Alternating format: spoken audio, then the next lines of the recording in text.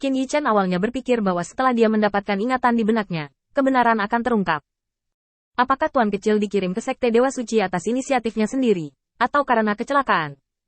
Selama Anda melihat pemandangan hari itu, Anda dapat mengetahui rahasianya. Tetapi ketika Qin Yichen melihat gambar yang sangat jelas, dia langsung mengerutkan kening. Tidak, ingatannya telah dimanipulasi. Melepaskan tangannya, Qin Yichen mundur selangkah, memikirkan semua kemungkinan di benaknya. Apa maksudmu? Ingatannya telah dimanipulasi. Apakah itu sulit dipercaya?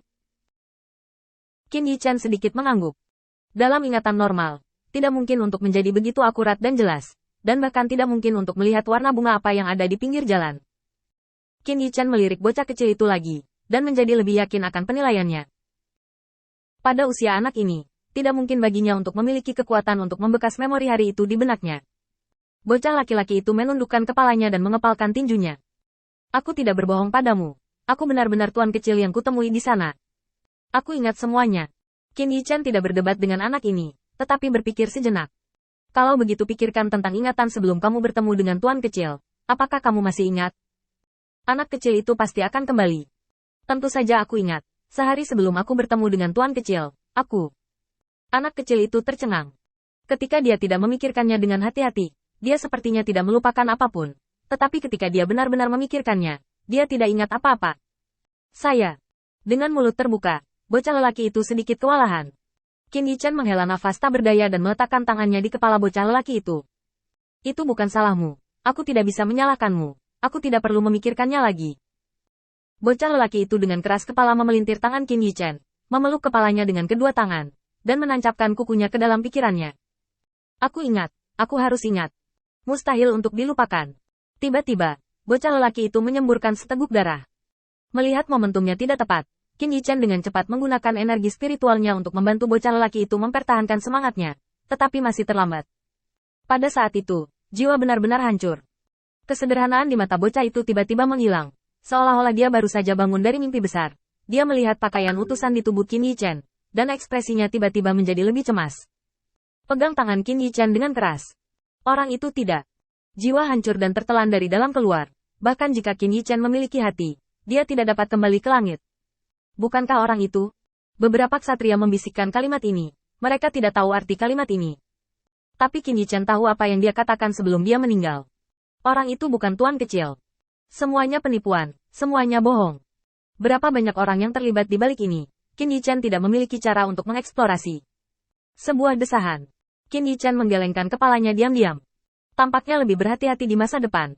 Acara orang-orang ini lebih lengkap dari yang saya harapkan. Sangat aneh. Bagaimana mungkin ada orang dengan rencana yang begitu lengkap di dunia ini? Orang-orang di surga belum berkomunikasi dengan dunia luar, dan itu tidak mungkin mereka. Mungkinkah itu juga 3.000 biksu Tao yang memasuki tempat ini secara tidak sengaja? Qin Yichen memiliki spekulasi yang tak terhitung jumlahnya di dalam hatinya. Tetapi ada terlalu sedikit hal yang dapat mendukung spekulasi tersebut. Semua spekulasi hanyalah spekulasi. Tepat ketika Qin Yichen dan semua orang di aula terdiam, tiba-tiba, anak di tanah tiba-tiba batuk seteguk darah lagi. Qin Yichen buru-buru menurunkan tubuhnya dan langsung mengomunikasikan kesadaran keduanya tanpa menggunakan kata-kata. Pada saat terakhir ketika kesadarannya menghilang, Qin Yichen melihatnya. Di gua merah, darah merah gelap di tanah, direndam dalam air darah, adalah tubuh kecil. Dunia di depannya tiba-tiba runtuh, dan Qin Yichen memandangi bocah lelaki yang terbaring di tanah. Tubuhnya benar-benar dingin. Sudut mulutnya sedikit terangkat. Karena dia melihat beberapa ingatan Qin Yichen. Memori Qin Yichen dan tuan kecil bergaul. Setelah memikirkannya dengan hati-hati, wajah Qin Yichen menjadi serius. Kemarilah, beritahu keluarga besar. Selidiki secara menyeluruh anggota keluarga yang menghilang dalam 10 tahun, dan laporkan sebanyak mungkin. Dalam gambar terakhir dari bocah lelaki itu, Qin Yichen dengan jelas melihat sebuah tangan, milik orang dewasa. Rahasia yang menggerakkan jiwa. Mengetahui cara pihak lain, Qin Yichen langsung mengerti bahwa orang ini pastilah anggota pengadilan 3.000 Dao, dan dia adalah seorang penyihir. Qin Yichen ingin mencari tahu orang yang jiwanya dilucuti dan dimasukkan ke dalam tubuh ini, untuk menentukan waktu kapan mereka merencanakan ini. Sekarang Qin Yichen telah menjadi pilar spiritual semua orang di Sekte Dewa Suci. Segera setelah perintah diberikan, beberapa ksatria mengambil inisiatif untuk pergi ke keluarga besar. Begitu tubuh anak laki-laki itu diseret ke bawah, Lin Tu dan wanita itu muncul di aula terengah-engah. Seiring dengan mereka memasuki aula, ada ramuan obat yang tak terhitung jumlahnya, menempati sebagian besar ruang aula. Keduanya memiliki kekuatan tingkat satria, dan mereka sangat lelah dalam sekejap. Mereka benar-benar berjuang untuk hidup mereka. Bumbunya sudah siap. Apa yang ingin kamu lakukan? Lin Tu meletakkan tangannya di lutut dan bertanya pada Qin Yichan dengan susah payah. Ci.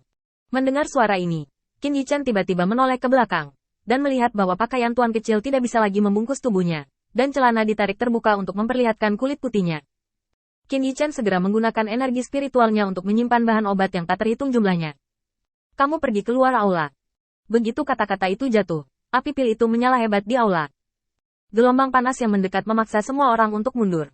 Wanita itu berdiri di dekat pintu, tampak khawatir. Lin Tu, apakah anak ini benar-benar bisa diandalkan? Adegan di depannya benar-benar membuka matanya. Sihir, terus terang, adalah menggiling bahan obat menjadi bubuk dan mencampurnya bersama-sama. Ini adalah pertama kalinya dia melihat metode menyiapkan ramuan obat seperti Qin Yichan. Tidak apa-apa jika Anda tidak bertanya begitu dia bertanya. Lin Tu teringat hasil belajar alkimia secara diam-diam. Jelas itu adalah metode pemurnian yang sama, dan pil obat yang disempurnakan oleh Si dapat diambil. Tetapi pil obat yang dia haluskan, apalagi orang, bahkan jika binatang roh yang dia simpan di penangkaran untuk menguji obat-obatan mati seketika. Ini mungkin perbedaan antara orang-orang. Meskipun dia tersesat dalam hatinya, dia tidak jauh dari menunjukkan rasa takutnya di depan wanita itu. Kamu terlihat baik. Api berkobar, dan ada banyak diskusi di luar aula. Apa yang ini lakukan? Aku dengar itu untuk memperbaiki pil obat untuk tuan kecil. Apa?